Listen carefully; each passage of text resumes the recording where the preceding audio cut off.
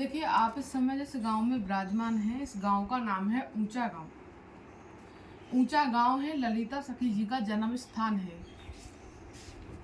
सामने जो ये पर्वत है, इस पर्वत का नाम है अटूर पर्वत। ये मंदिर ठाकुर देह बिहारी जी का है। बगल में है देह कुंड।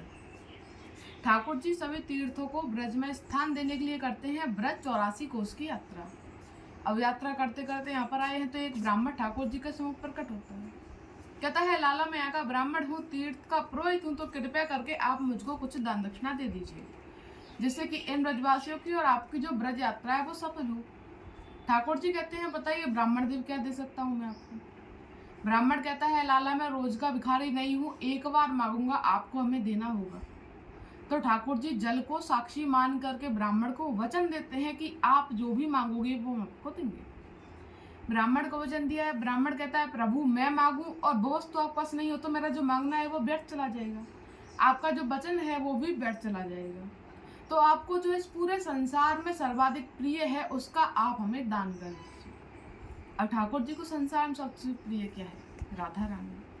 प्रिय राधा रानी को बताया है, वचन ब्राह्मण को दिया है, तो ठाकुर जी ने यहाँ पे वचन विवश होकर के राधा रानी का दान किया है।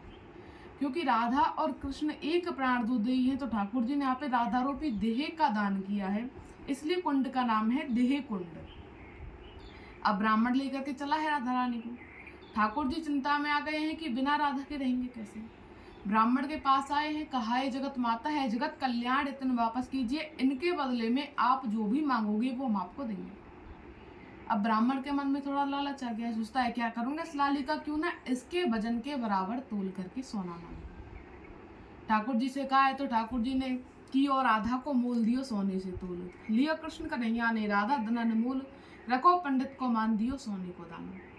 एक तुला मंगा करके एक पलड़े में राधा को विराजमान किया है, दूसरे में वजन के बराबर तोल करके सोना दान ब्राह्मण को दिया है। राधा रानी के साथ में यहाँ पर विराजमान हुए हैं। शरीर का ही अर्थ देह है, देह के बराबर सोना तोला, इसलिए मंदिर ठाकुर देह बिहारी जी का। ये ऊंचा गांव ब्रज में बहुत ज़्यादा महत्व रखता है, क्योंकि यहाँ पर ठाकुर जी ने टोटल 10 लीलाएं हैं, 10 स्थान है यहाँ पर दर्शन करने के लिए। एक ललिता जी का हो गया, एक देह बिहारी जी का हो गया, सामने देह कुंड है, वहाँ पर सत्यनारायण भगवान का मंदिर है। इससे ललिता सखी के मंदिर के बाद दाऊजी महाराज हैं, वहाँ पर दाऊजी प्रकट हुए हैं। उससे थोड़ा आगे चल करके त्रिवेणी कूप है, नारायण भट्ट जी की समाधि है, जिन्होंने ब्रज को प्रकट किया है। नारायण भट्ट जी, उनके वंशज आज भी यहाँ पर ललिता सखी के मंदिर पर पूजा करते हैं। ब्रजाचार्य पीठ यही है ऊंचा गांव में, वहाँ पर नारायण भट्ट जी की समाधि है। इससे जो अगला पर्वत है सखीगिरी पर्वत, वहाँ पर ठाकुर जी ने लीला की है, वहाँ पर ललिता सखी के साथ शादी की है ठाकुर जी ने।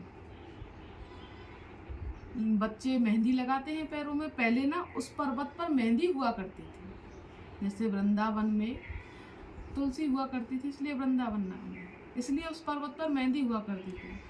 ठाकुर जी ललिता सखी के साथ खेल खेल में शादी कर रहे थे, शादी करते हुए मेहंदी लगा रहे थे, मेहंदी को पीस रहे थे पत्थर पर, तो उसी पत्थर पर चलने लगे। मेहंदी चिकनी होती है, पैर फिसल गया, सभी सखियाँ फिसलने लगीं, उस पर मज़ा आने लगा, उनको फिसलने लगे, तो फिसलने लगे, इसलिए उस पत्थर का नाम है फिसलनी शिला।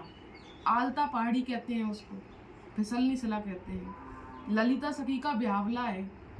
अब भी 13 सितंबर को नंदगांव से बारात आएगी, ललिता सखी के साथ शादी होगी वहाँ पर, और उसको हमारे पिताजी कराते हैं, ललिता सखी के साथ शादी कराएंगे। इन सभी लीलाओं को छुप करके वहाँ पे ब्रह्मा जी देख रहे थे।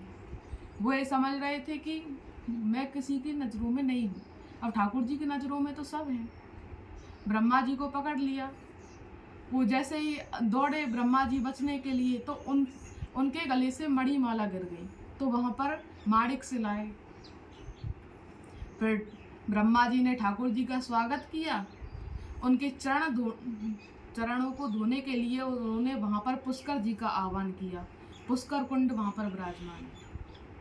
जब इन सभी लीलाओं को कर ली, फिर ठाकुर जी को भूख लगने लगी।